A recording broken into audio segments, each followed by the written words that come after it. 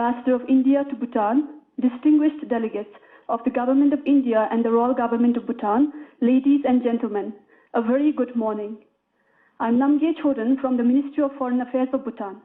I have the honor to welcome the distinguished delegates from the Government of India and the Royal Government of Bhutan to today's e-launch of the second phase of the RuPay card.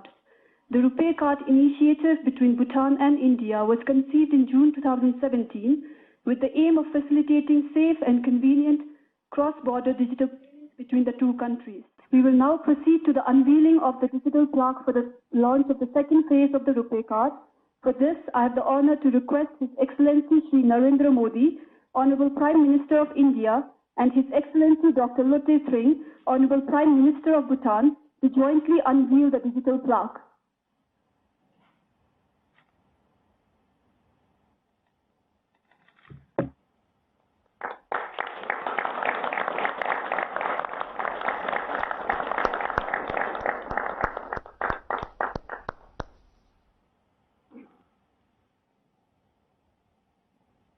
I would now like to request Your Excellency Shri Narendra Modi, Honorable Prime Minister of India, to deliver your remarks.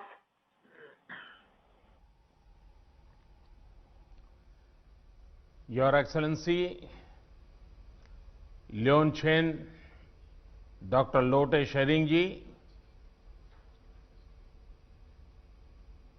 Bhutan और भारत से जुड़े सभी विशिष्ट अतिथिगण, नमस्कार।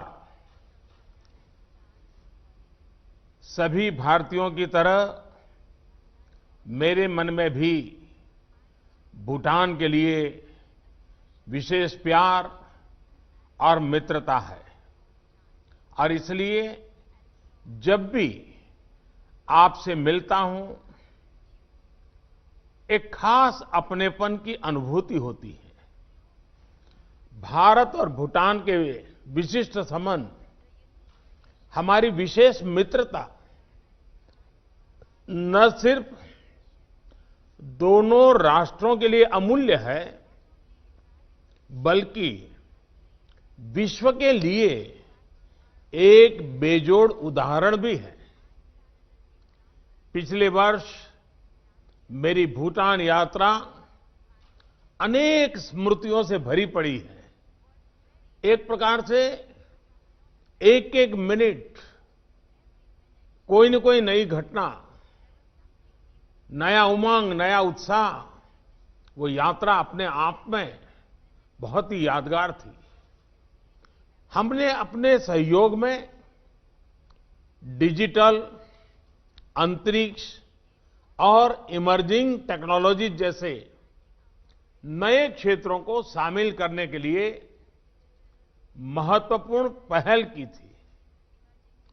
21वीं सदी में दोनों देशों के बीच और विशेषकर हमारी युवा पीढ़ी के लिए ये कनेक्टिविटी के एक प्रकार से नए सूत्र होंगे। मेरी भूटान यात्रा के दौरान हमने दोनों देशों के बीच रुपे कार्ड परियोजना के पहले चरण की शुरुआत करी थी।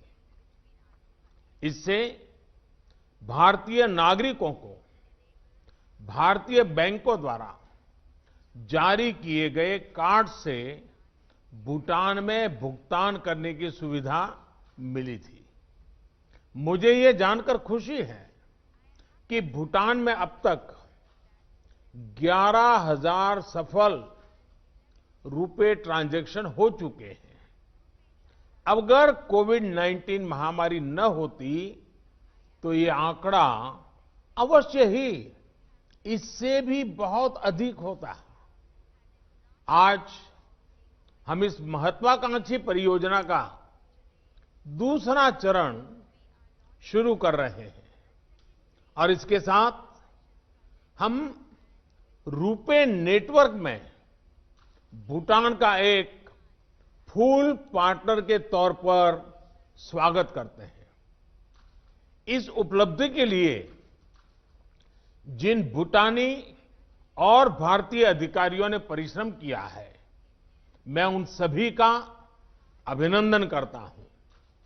आज के बाद भूटान नेशनल बैंक द्वारा जारी किए गए रुपे कार्ड्स के कार्ड धारक भारत में 1 लाख से अधिक एटीएम और 20 लाख से अधिक पॉइंट्स ऑफ सेल टर्मिनल की सुविधा उपयोग कर पाएंगे। मुझे विश्वास है कि इससे भूटान के यात्रियों को भारत में शिक्षा, स्वास्थ्य, तीर्थयात्रा या फिर पर्यटन में बहुत सहूलियत रहेगी।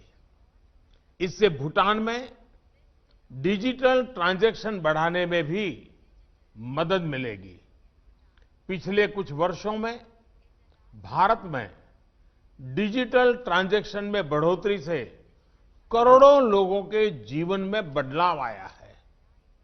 एक्सेलेंसीज, फ्रेंड्स, स्पेस सेक्टर हमारे बीच कनेक्टिविटी को मजबूत करने के लिए एक बहुत ही महत्वपूर्ण एक दूसरा क्षेत्र है।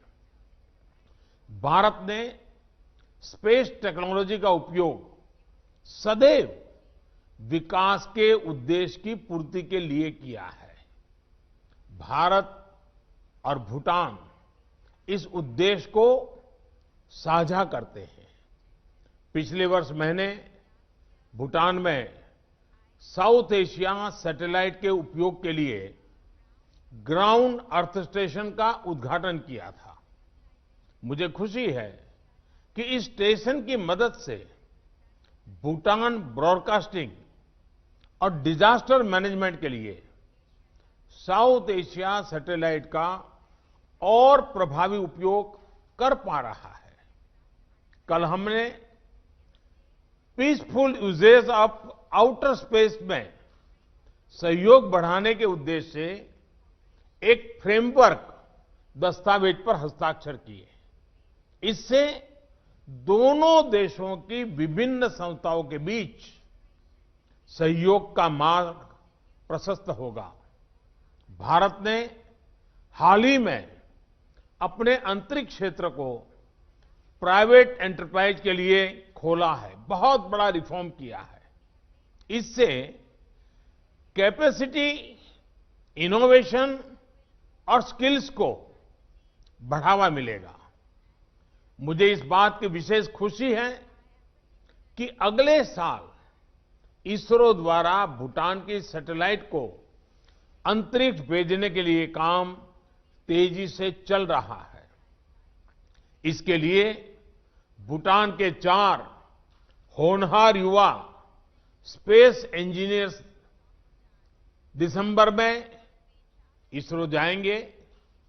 मैं इन चारों नौजवानों को अनेक अनेक शुभकामनाएं भी देता हूं। मैं जानता हूं कि हिज मैजेस्टी भूटान नरेश अपने देश के विकास में स्पेस टेक्नोलॉजी का उपयोग बढ़ाना मन से काफी इच्छा भी रखते हैं और उसको प्रोत्साहन देते हैं और उनका अपना एक विजन है। उनके इस विजन को साकार करने के लिए भारत अपना अनुभव और अपनी सुविधाएं साझा करने के लिए पूरी तरह तैयार रहेगा। इसी तरह भूटान में एक ICT enabled knowledge based society, इसका निर्माण करने के उद्देश्य का भी हम पूरी तरह से समर्थन करते हैं। मैं भूटान के लिए 3rd इंटरनेशनल इंटरनेट गेटवे उपलब्ध कराने हेतु बीएसएनएल के साथ एग्रीमेंट का हृदय से स्वागत करता हूं। एक्सेलेंसीज, फ्रेंड्स, वैसे तो अच्छा होता कि अगर हम इस खुशी के अवसर पर व्यक्तिगत तौर पर मिलकर के, साथ में मिलकर के एक समारोह के स्वरूप में इस अवसर को मना पाते, लेकिन कोरोना के कारण वो संभव नहीं हो पा रहा है। लेकिन अगर दूसरी तरफ देखें तो एक तरह से यह उचित भी है कि टेक्नोलॉजी के क्षेत्र में इन इनिशिएटिव्स का उल्लास भी हम टेक्नोलॉजी की ही मदद से बना रहे हैं। भूटान की जनता और सरकार ने कोविड के संकट से निपटने में जो धैर्य और अनुशासन दिखाया है, मैं उसका अभिनंदन करता हूं और आप सभी के अच्छे स्वास्थ्य और सफलता की मेरी तरफ से 130 करोड़ हिंदुस्तान वासियों की तरफ से मैं आप सबके लिए उत्तम स्वास्थ्य की और सफलता की कामना करता हूं। मैं आपको विश्वास दिलाना चाहता हूं कि इस कठिन समय में हम भूटान के साथ खड़े हैं और आपकी आवश्यकताएं हमारे लिए सदैव उच्चतम प्राथमिकता रहेगी। आप सबका फिर से एक बार बहुत बहुत धन्यवाद और रॉयल फैमिली के उत्तम स्वास्थ्य के लिए भी प्रार्थना करते हुए ताशी देलक।